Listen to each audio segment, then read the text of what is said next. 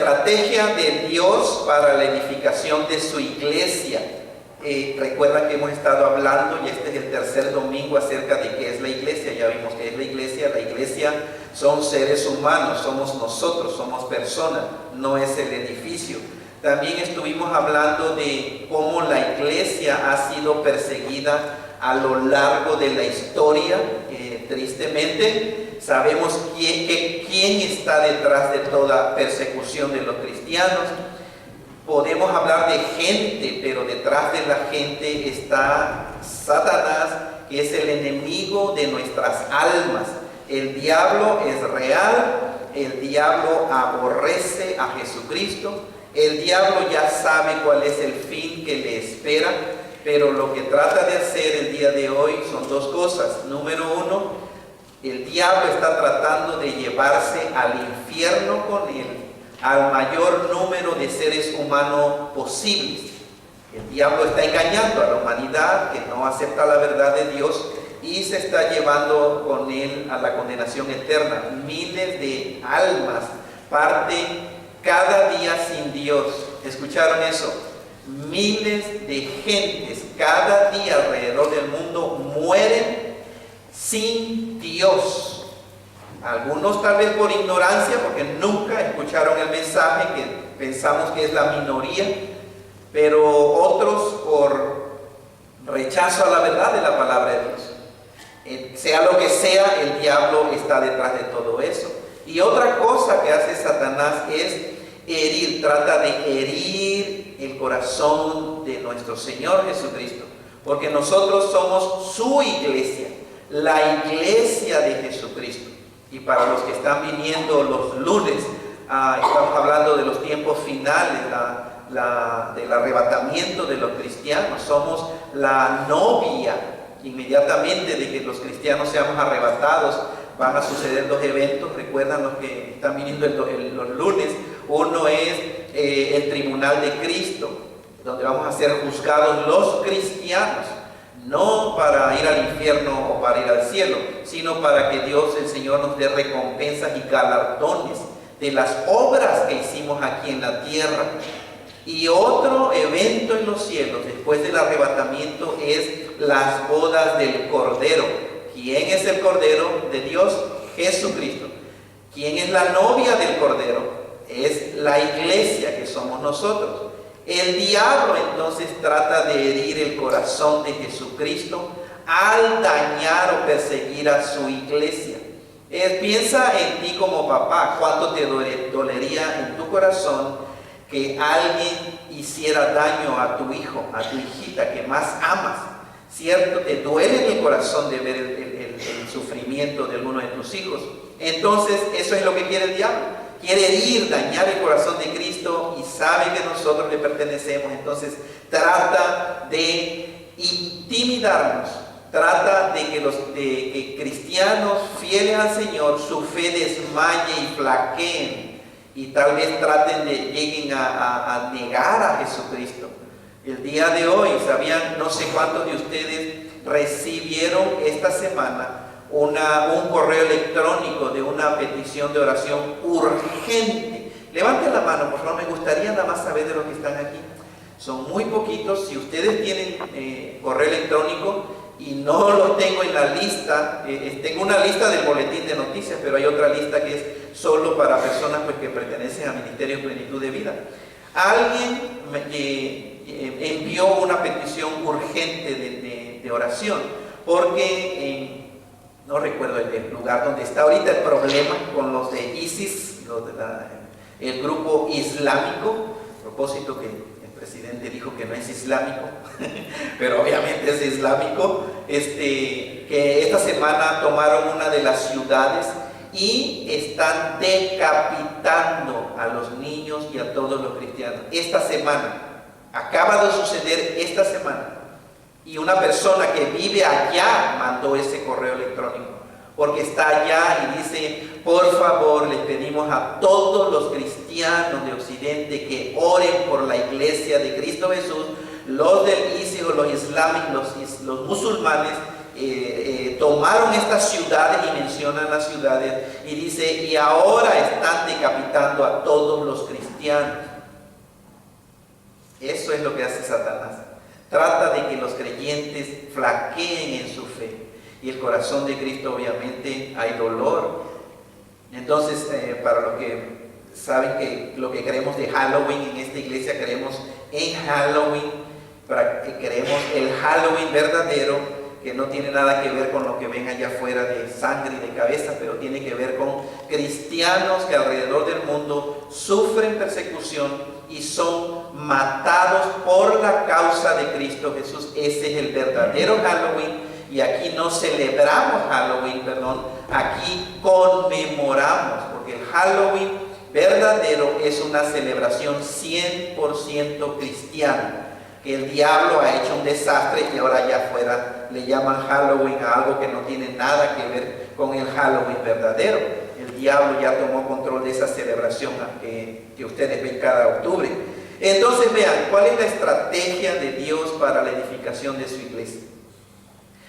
Para que Jesucristo pueda edificar su iglesia, que somos nosotros en la tierra, nosotros los cristianos nunca debemos de perder de vista, podemos decir, la razón principal de nuestra existencia. Porque Dios estableció su iglesia, es decir, ¿por qué están ustedes aquí? ¿Por qué fueron salvos o para qué fueron salvos ustedes? Nunca debemos de descuidar. Mateo 28, vayan por el mundo. Al ir por el mundo, ¿qué dice? ¿Recuerdan Mateo 28? Hacer discípulos. Hagan discípulos. No, es un verbo. Discipulen a las gentes. Hagan los discípulos, seguidores de Cristo Jesús. Eso, si perdemos de vista, vean, nuestra misión principal, es muy fácil desviarnos del camino. Y tristemente existen iglesias que hacen de todo.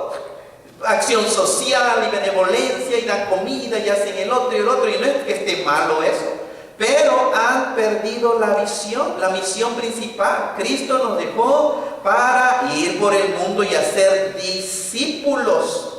Ahora, lo siguiente, lo que vamos a ver, es tomado de un libro que se llama Discipleship, no Discipleship, pero Discipleship, o Cambio al Discipulado. Y esta persona que escribió ese libro, al ratito voy a dar un poquito más de información, pero habla y dice como del mundo de los negocios.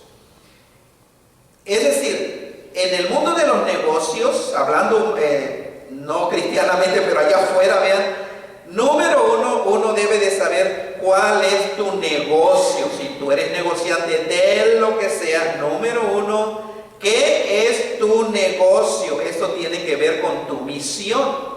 Si tú tienes definido tu negocio allá afuera, tú sabes cuál es tu misión específica de lo que vas a tratar de lograr en este mundo. Es decir, ¿qué es exactamente lo que deseas lograr?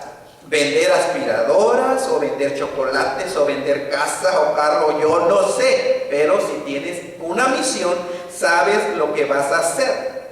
Tener una misión clara es de suma importancia, porque si no puedes llegar a encontrarte haciendo muchas cosas, escuchen, sin que no estén cumpliendo el propósito de tu negocio. Puedes encontrarte gastando tiempo y energías en otras cosas. Entonces, ¿cuál es tu negocio? En segundo lugar, ¿quién es cuál es tu clientela? ¿Quiénes son tus clientes? Esto tiene que ver con tu target o tu blanco. Es decir, si tienes una misión, debes conocer el blanco de esa misión. ¿A quiénes le vas a vender las ollas? Si es que vendes ollas, ¿no? ¿A quiénes específicamente tienes en mente cuando tienes ese negocio de vender aspiradoras?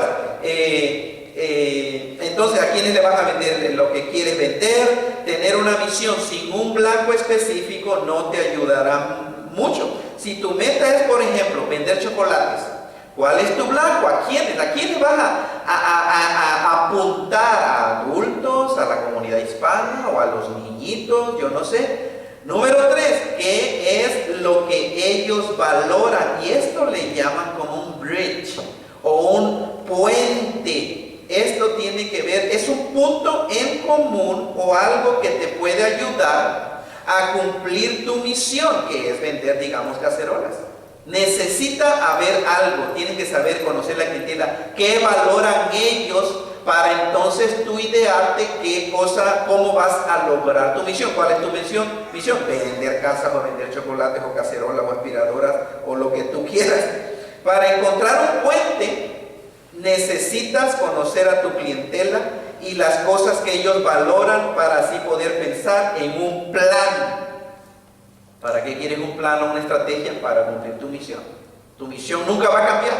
El plan y las estrategias pueden cambiar. Entonces vean eso, cuál es tu negocio, quién es tu cliente o tu clientela y qué es lo que ellos valoran. Pero una cosa muy importante en los negocios es cómo va tu negocio. Es decir, esto es una medición de tu negocio para saber si en realidad estás cumpliendo tu misión o no la estás cumpliendo. Tiene uno que hacer de vez en cuando, cómo va nuestro negocio. Hacer una medición es importante porque podrías encontrarte otra vez, como lo dije hace rato, trabajando y esforzándote en algo que no está ayudándote a cumplir tu misión principal. Eso se llamaría tal vez evaluación. Mídelo, cómo va progresando o no va progresando. Y por último, ¿cuál es tu plan? Esto tiene que ver con la visión de cómo piensas lograr tu objetivo de vender cacerolas. ¿Qué piensas hacer? ¿Cómo lo harás? Cuando comienzas, ¿lo harás tú solo o te vas a asociar con otras personas? ¿Lo harás por el internet o lo vas a ir tú solito a tocar puerta por puerta? ¿Harás boletines o volantes? Eso es muy importante. ¿Cuál es el plan que tú tienes? Entonces vean, ¿qué es lo que hace la iglesia? Cuando uno ve esas marcas, esas logos de compañías, ¿qué les viene a la mente, por ejemplo, cuando ven el 7-Up? refresco, ¿Cierto? Vean, el puro logo identifica algo. Nike, pues son los tenis, los pantalones, los carros, Mercedes-Benz. Entonces, cada una de esas cosas, cuando uno lo ve rápidamente, podríamos decir qué es lo que hacen, no lo pensamos mucho tiempo. Sin embargo, ¿qué es lo que hace la iglesia? Bueno, eso ha sido un conflicto porque los que estudian el crecimiento de las iglesias, que han escrito muchísimos libros y hacen encuestas, siempre están haciendo encuestas para ver qué cosa está sucediendo con la iglesia. La mayoría de los creyentes no responden rápidamente qué es lo que hace la iglesia. Vimos lo anterior, que hacen esas cosas rápido, rápidamente, pero ¿qué hace la iglesia? Y muchos no tienen un concepto claro de lo que es, ¿qué hace la iglesia? ¿Y qué es lo que hace la iglesia? Discípulos. De acuerdo a la palabra de Dios, ese es el objetivo, y la pregunta es si lo estamos haciendo o no, o lo estamos logrando o no. ¿Sabían ustedes que hicieron una encuesta a más de mil iglesias? Y el 89% de cristianos dijeron que la misión principal de la iglesia es tener cuidado de mis necesidades y las de mi familia. Casi el 90%, a 1000 iglesias, pero puro cristianos le hicieron esta pregunta. ¿Cuál es la responsabilidad o la misión principal de la iglesia? 89%, eso hermano, es preocupante. Casi el 90% dijo, la misión principal de la iglesia es que cuiden de mis necesidades y las de mi familia. Y un 11% de los líderes de las iglesias dijo hacer discípulos. Del 100% de líderes de iglesias, el 11% dijo que la misión principal de la iglesia era hacer discípulos. Entonces vean, no es raro, no wonder, no es raro que la iglesia el día de hoy está sufriendo una crisis, un problema, y se necesita tomar pasos, tal vez en algunos grupos drásticos, a problemas grandes, cambios grandes, no a problemas drásticos, cambios drásticos. Este es uno de los objetivos de esta conferencia regional que vamos a tener. ¿Cuándo, Pacheco? Por esta noviembre. 8 de noviembre. 8 de noviembre. Todas las conferencias van a estar con el énfasis a ser discípulos. Vamos a ser desafiados todos los que vayamos realmente motivados para no desviarnos de nuestra misión principal. Me encontré esta fotografía en el internet donde ven ahí en una carreta y va el papá y arriba de la carreta van los niñitos. Una vez, y no la encontré porque alguien hizo una donde van adultos y a ver que nada más atrás van dos mujeres ayudando al papá. Bueno, no la pude encontrar, pero en una ocasión vi un dibujo también donde va el pastor jalando la carreta y todos los hermanos y las hermanas arriba de la carreta echándole porras al pastor. O sea, eso, pastor, usted puede, pastor, échele fuerza. Arriba de la carreta tranquilamente y atrás como 2 o 3 personas empujando la carreta para ayudar al pastor que va enfrente y la va jalando. Bueno, entonces creo una imagen dice bastante, ¿verdad? Entonces vean, el punto es de vital importancia que nosotros comprendamos la misión principal de nuestro ministerio o de nuestra iglesia: hacer discípulos. Es interesante como la iglesia primitiva, ¿recuerdan a qué le llamamos iglesia primitiva?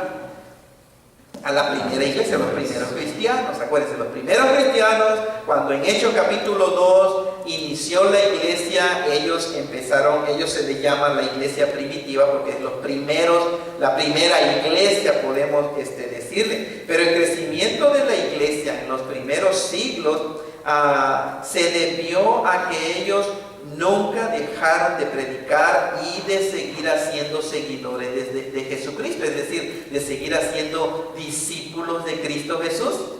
Eso fue todo. Entonces vemos pasajes, por ejemplo, en Hechos 1:15 dice, vean, en aquellos días Pedro se levantó en medio de los hermanos y los reunidos eran como 120.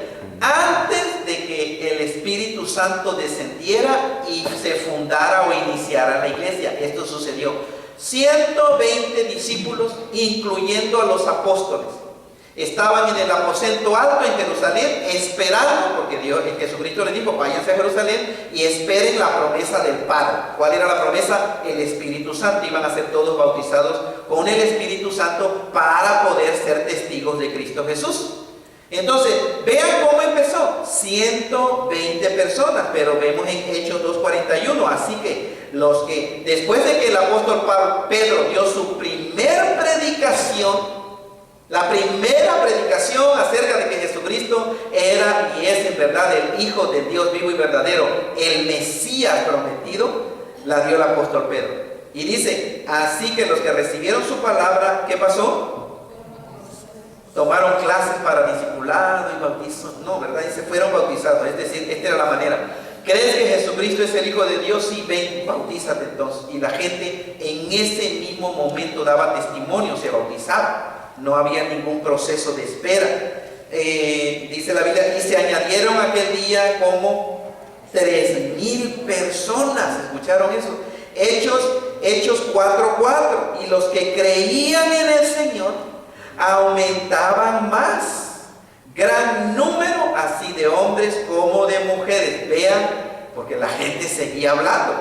Los que eran cristianos no se quedaban callados, y los que habían andado con Jesucristo, los apóstoles, seguían animando y discipulando a la gente para que crecieran y siguieran haciendo discípulos, porque para ellos fue clara la misión.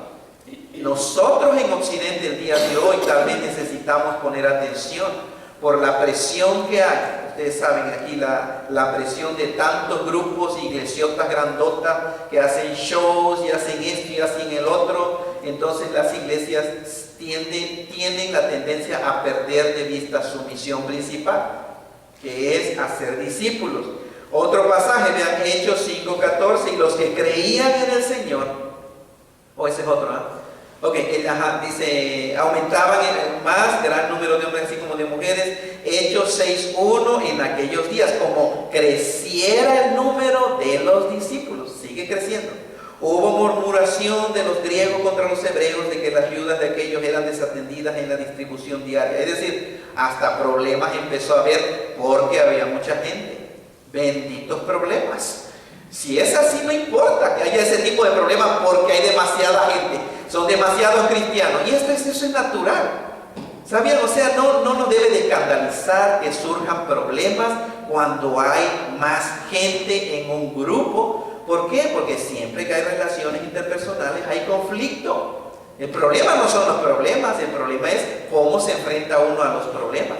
Pero si llegamos a tener, o si las iglesias llegan a tener problemas porque hay mucha gente, bendito sea el Señor. Y hay que tratar esos problemas.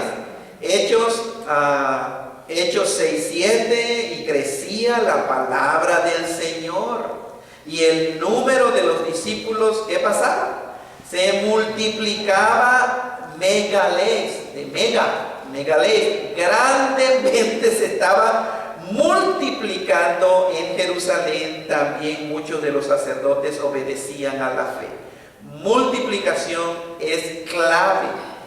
Si existe un grupo, necesita llegar a un punto en que es sabio, necesitamos multiplicarnos. Entonces ya no todos van a seguir aquí, pero quienes están comprometidos con el crecimiento, el alcance de la gente, ¿cuántos de los de este grupo estarían dispuestos a irse para siempre allá a otra área, a plantar otra iglesia, para atraer y alcanzar nueva gente? ¿Para qué? Para cumplir la misión que nuestro Señor Jesucristo nos dejó. Crecía la palabra del Señor. Esto no es una división de una iglesia. Es interesante, es triste lo que sucede el día de hoy, porque le están haciéndose más iglesitas cuando se divide, cuando hay un problema en esa iglesia y uno se enoja y ahora pues yo voy a hacer mi iglesia a mi manera y a ese pastor no lo hace así, yo voy a hacer mi iglesia y así lo vamos a hacer. Entonces se van unos renegando y ya está, hay dos iglesias. Y después de lo que salieron no están contentos y ya tienen problemas otra vez y sale otro grupo. Y otro grupo, eso no es iglesia, crecimiento. ¡Qué triste! Necesitamos multiplicarnos, hacer un grupo y seguir adelante. Hechos 8:4, pero los que fueron esparcidos, ¿recuerdan? La semana pasada hablamos de esto, que hubo una gran persecución. ¿Por qué? Porque el Señor les dijo, cuando reciban el Espíritu Santo me van a hacer mártires, me van a hacer testigos. Aquí en Jerusalén, en Samaria, en Judea y hasta el final, hasta el último de la tierra. ¿Y qué pasaba? No se estaban extendiendo, se estaban quedando en el mismo lugar. Y la Biblia dice, los que fueron esparcidos por la persecución que vino a los cristianos, iban por todas partes anunciando el Evangelio. Hechos 16:5, así que las iglesias eran confirmadas en la fe y aumentaban en número. Cada día. Es tremendo, hermano, lo que pasó a principios del cristianismo. Cada día, la gente aceptaba a Cristo. ¿Por qué? Tenía que ser porque los cristianos, los que ponían su fe en Cristo, seguían hablando. Obviamente no hay otra explicación. El mismo Espíritu Santo que descendió, que da convicción de pecado a los incrédulos, está aquí con nosotros el día de hoy, está en el mundo. Y el mismo mensaje que ellos predicaban es el mismo mensaje que se supone que nosotros tenemos, se supone que tú tengas, que Jesucristo en verdad es el Hijo del Dios vivo y verdadero, el único Salvador del mundo. Y que viene el juicio final, donde cada ser humano va a ser juzgado. Y unos van a ir eternamente a la presencia de Dios y otros van a ir eternamente a la condenación o al infierno de fuego junto con Satanás, el anticristo, el falso profeta, el falso líder religioso. El mismito mensaje. Las iglesias eran confirmadas. ¿Qué es esto? Bueno, eran por los apóstoles, confirmaban. Uno de ellos es el apóstol Pablo. Confirmaban, él las visitaba para ver cómo estaban y les ayudaba a que entendieran mejor el evangelio. Es decir, un discipulado, podemos decir, pero a nivel de congregaciones. Hechos 17:4, y algunos de ellos creyeron y se juntaron con Pablo y con Silas, y de los griegos piadosos gran número, y mujeres nobles no pocas. Es decir, seguía creciendo. Otro pasaje, Hechos 17:12, así que creyeron muchos de ellos, y mujeres griegas de distinción, y no pocos hombres. Hechos 18:8, y Crispo, el principal de la sinagoga, creyó en el Señor con toda su casa, familias enteras. Y muchos de los corintios, los que vivían en Corinto, oyendo, creían y eran bautizados. Vean este panorama nada más de lo que fue la iglesia de nuestro Señor Jesucristo en sus etapas primitivas, o al principio, al comienzo. Y la única explicación que entendemos y lo que vemos en la Biblia es lo que dice la Biblia. Hablaban. De hecho, cuando los amenazaban, porque el gobierno se oponía a ellos les costó, hermano. Hubo persecución de parte de las autoridades.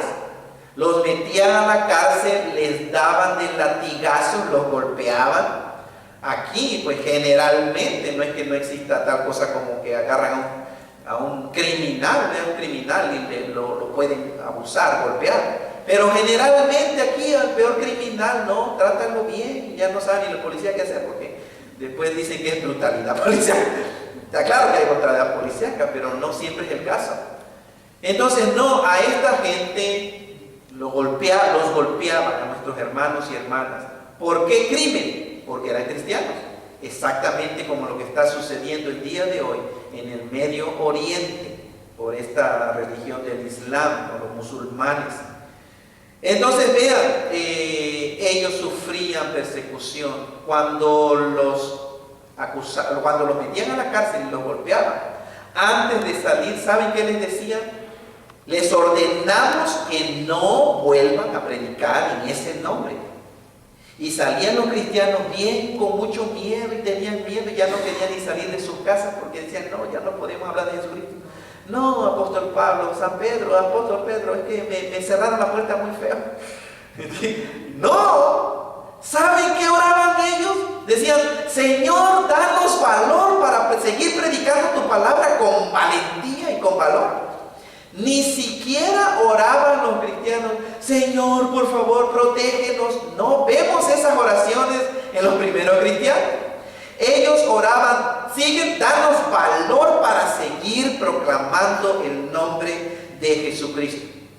Creyentes, hermanos, discípulos del Señor. Una pregunta entonces es, ¿qué es un discípulo? Necesitamos tener un concepto claro. Bueno, podemos decir que un discípulo es una persona que ha sido regenerada por el poder del Espíritu de Dios al creer que Jesucristo es el Hijo del único Dios vivo y verdadero y el único Salvador de la humanidad.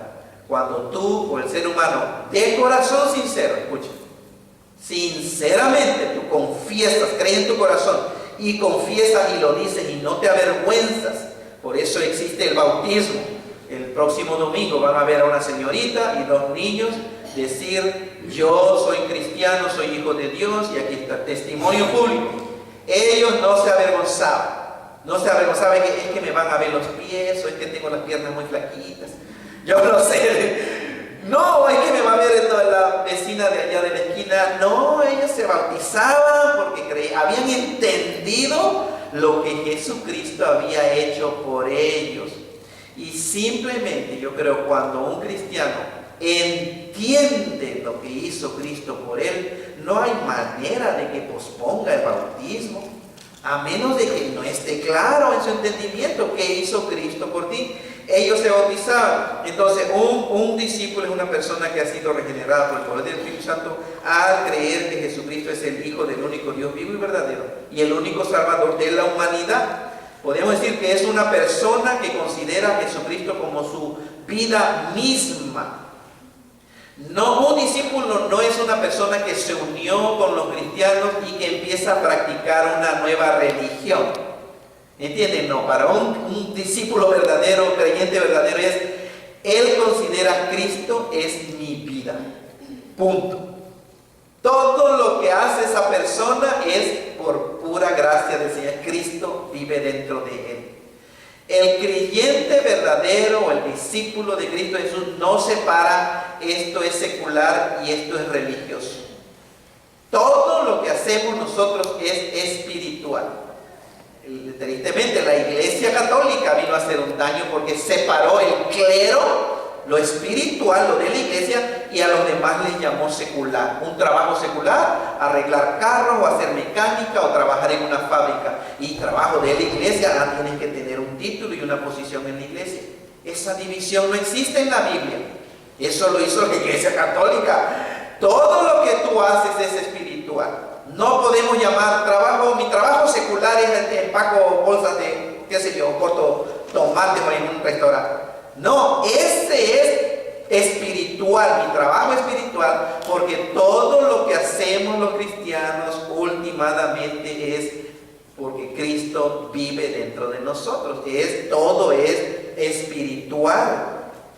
Entonces el verdadero discípulo considera a Jesucristo como su vida misma, no como su líder religioso o como su modelo a seguir. Claro que está implícito eso, pero es mi vida, Cristo es mi vida. Punto. No puedo negarme de Cristo, no puedo.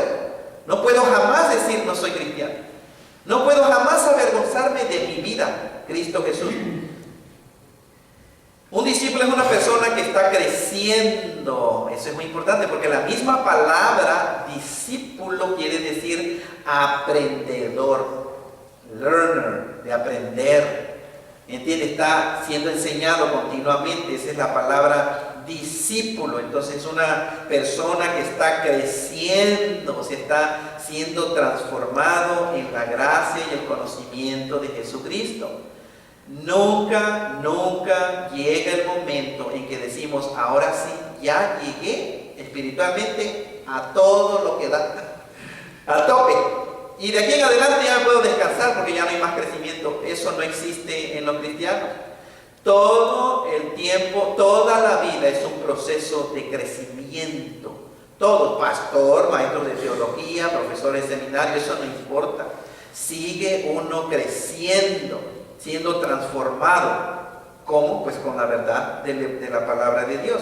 Y por último, un discípulo es una persona que está comprometido con la misión de Cristo en el mundo. Y eso es lo que necesitamos enfatizar. Necesitamos tal vez no descuidar. Un discípulo tiene un compromiso con la misión de Cristo en el mundo. Él está consciente de por qué existe aquí en la tierra, por qué Cristo lo salvó con su gracia. Él está consciente de que tiene una función. Él está consciente de lo que Cristo le dijo a sus discípulos al ir. Yo me voy, pero ustedes se quedan aquí. Continúen la obra, esta encomienda se la doy a ustedes. Yo empecé, ahora ustedes síganme y continúen la misión que es ir por el mundo y hacer discípulos. Un discípulo está claro en su mente. Entonces vean, si cada uno de nosotros, que es verdad, somos discípulos, pero tenemos eso en mente, estamos comprometidos con la misión de Cristo Jesús aquí en la tierra, entonces no va a haber pasividad en nosotros. Va a haber más acción, va a haber intencionalidad. Vamos a estar activamente hablando de Cristo Jesús o haciendo discípulos o yo mismo estar siendo discipulado, como lo vamos a ver más adelante. Entonces, este hombre, dos hombres escribieron este libro que se llama Discipleship, Jim Putman y Bobby Harrington. Escribieron en español, no sé, tal vez el Discipleship es como cambio hacia el discipulado. Y dice, los autores proponen que para que una iglesia en verdad cumpla con la gran comisión que Jesucristo nos dejó de hacer discípulos, esa iglesia, sea grandota o sea chiquita, escuchen, No tiene que ser una iglesia de 500 personas, miembros, 2.000, 5.000, 20.000 miembros, como las mega iglesias que existen el día de hoy. Pero aunque sea pequeñita, esa iglesia necesita hacer un cambio intencional en su organización y ministerio. Obviamente es para aquellas iglesias que no lo han hecho.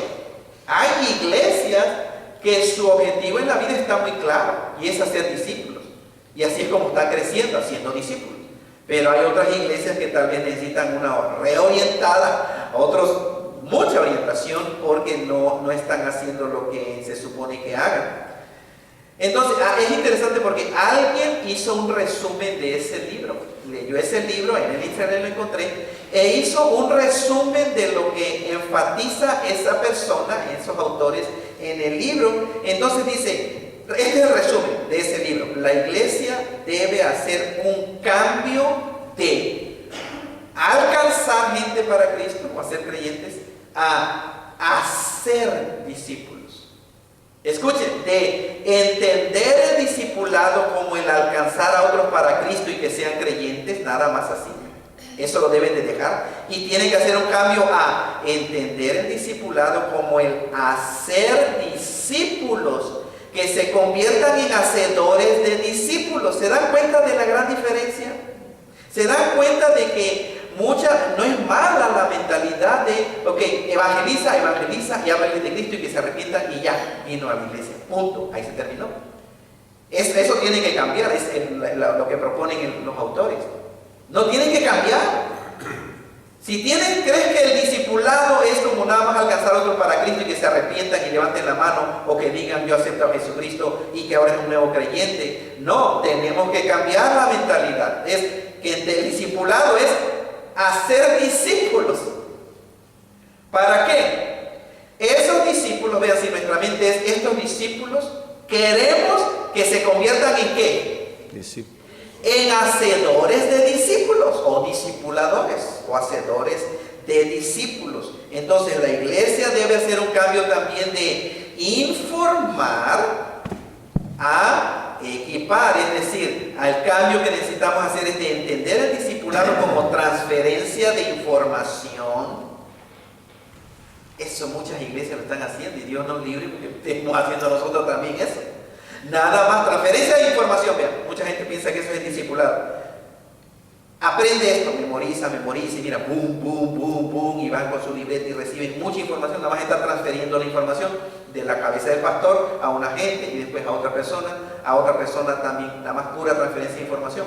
Dice, el cambio debe de haber de ese entendimiento a entender el discipulado como el hacer discípulos por medio de, hay que equiparlos, hay que educarlos, hay que enseñar y hay que crear un ambiente para que puedan hacer discípulos. ¿Se dan cuenta del énfasis de este libro que me gustó? De hecho, algo de esto también se va a ver en la conferencia, hermanos. Tal vez, espero que lo vendan también y espero que esté en español. No sé si ese libro está en español. La iglesia debe hacer un cambio de programa a propósito, es decir, de programación imprevista o de casualidad, nada más hacer un programa de este programa. El cambio debe de ser a reuniones y programas que cumplen un propósito. Hacer programas o actividades, pero con algo en mente, que cumplan un propósito, ya sea para construir relaciones entre gente o demostrar el discipulado semejante al de Cristo por medio de compartir, hablar de Cristo, conectarnos con la gente, con los que todavía no son creyentes, entrenar y delegar. Estas iglesias, el que propone esto en el libro, y es buenísima idea, y vamos a ver que Dios nos guíe cómo le vamos a hacer, pero cada actividad tiene algo en mente. No nada más es hacer actividades por hacer actividades. Y créanme, gracias al Señor estamos tratando de enfocarnos, porque antes, hace muchos años atrás, simplemente hacíamos actividades por tener actividades para que la gente estuviera contenta y para que se reunieran, pero eso no funcionó, ni creo que va a funcionar. Entonces la iglesia debe de hacer un cambio de actividad a relación, es decir, de ministerios y programas que no tienen un énfasis integrado, a cultivar una cultura de edificación, de relación y ministerios que estén alineados hacia Él, a ser discípulos, porque ese es el objetivo de todo. Una iglesia, el cambio que debe hacer una iglesia es de acumular a deploy. Ese es un término de guerra. Deploy es cuando lo mueven a los soldados de un lugar, y deploy es te vas a ir a otra área, pero estratégicamente para guerra. O sea, se van moviendo, esa es la palabra en inglés, es deploy. Despliegue sería en español.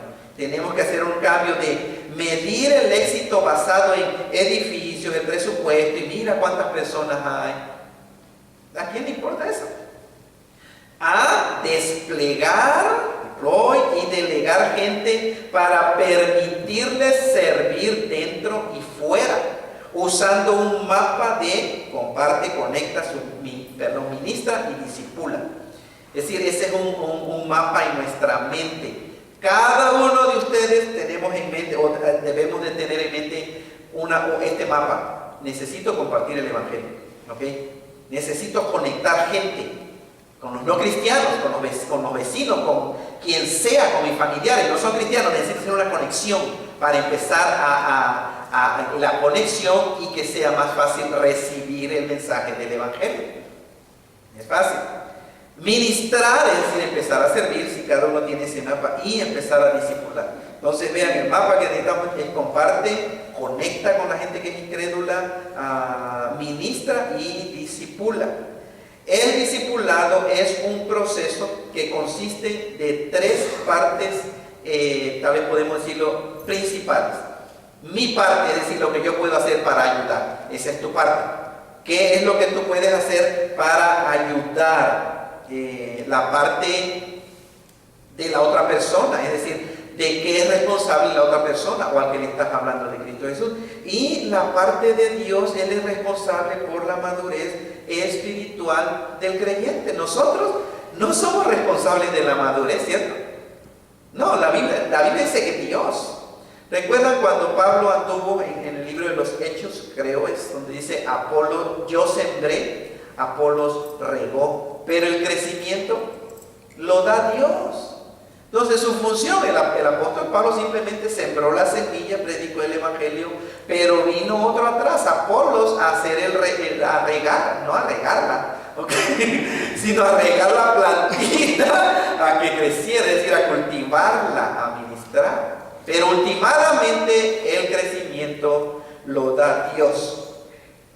Queremos expertos en sembrar, en plantar, y queremos expertos en regar la planta. No en regar, recuerden, eso es para nosotros los mexicanos es muy importante, porque no vayan a decir, pastor, yo soy bueno para regar. Entonces, en el discipulado también existen 5 fases de una persona, vea, para cuando acepta a Cristo. Número 1 es su estado de no creyente. ¿Quién es el no creyente? Pues el que no es cristiano. Punto. Pero cuando acepta a Jesucristo, entonces se convierte en un ¿qué? Creyente. En un infante. Un infante es como un bebé, un añito tal vez, recién nacido en la fe, así como en la vida real. Pero aquí es no creyente, un infante, y después es un niño. Un niñito ya está un poquito más consciente, aunque todavía no está muy consciente de lo que es el mundo, la vida, pero ya va creciendo. Ya un niño no es un infante o un bebé. De ahí viene cuando es un joven adulto,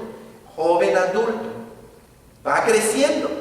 Y otra etapa es cuando es padre, un padre que ya puede engendrar o hacer mucho más. Esas son las fases del discipulado. En el discipulado también existen al menos 4 esferas. Perdón, vamos a ver esto primero. La parte, por ejemplo, de la persona que es muerto espiritualmente. Número 1, vamos a saber cuáles son las creencias, comportamientos y actitudes del muerto. ¿Qué hace un muerto? ¿Cuáles son las características espirituales del muerto, de una persona que no ha aceptado a Cristo Jesús? ¿Cuáles son algunas frases que el muerto diría? ¿Cuáles son? Ustedes la saben, ¿sabían? Porque ustedes en la vida real saben cuando platican con una gente que no es cristiana.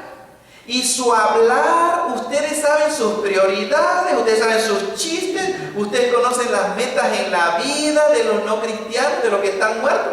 Ustedes saben sus diversiones y todo su lenguaje, lo que dicen, en lo que se concentran, en lo que pasan su vida, en lo que gastan el dinero, en lo que gastan el tiempo. Entonces vean, el muerto espiritualmente podemos decir es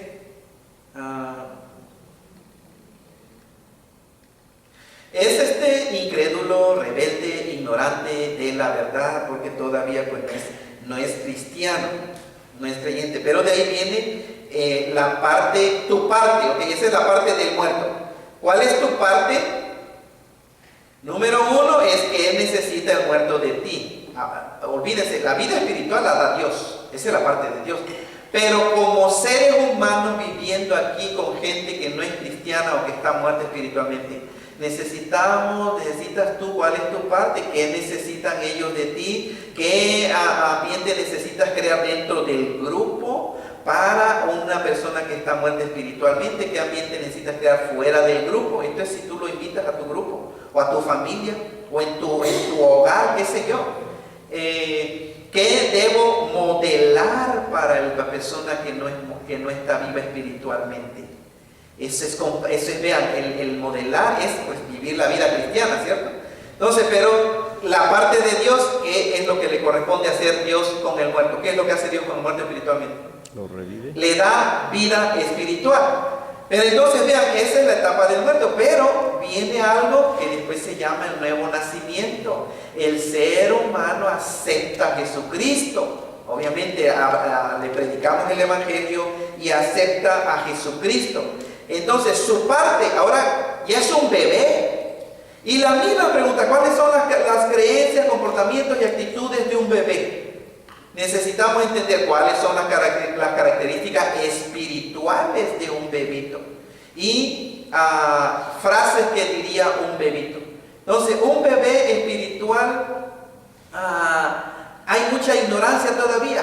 Y estamos hablando espiritualmente. Porque si ven a un bebito, un recién nacido, ¿qué sabe de la vida un recién nacido?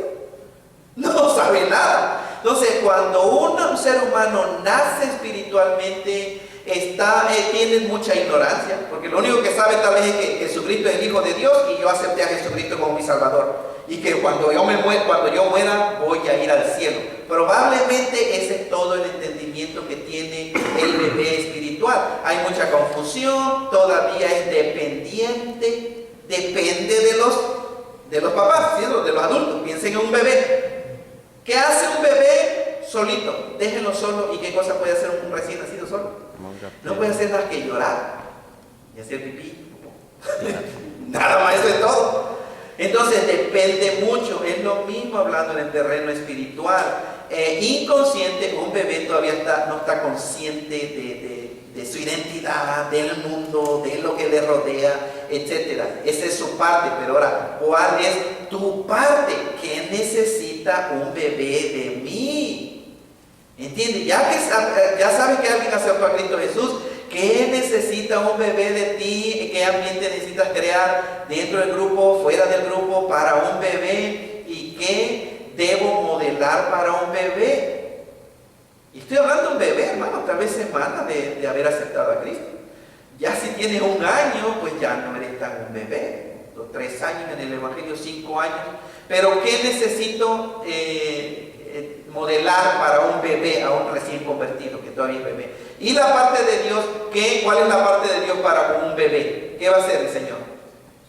A un bebé espiritual. ¿Cómo?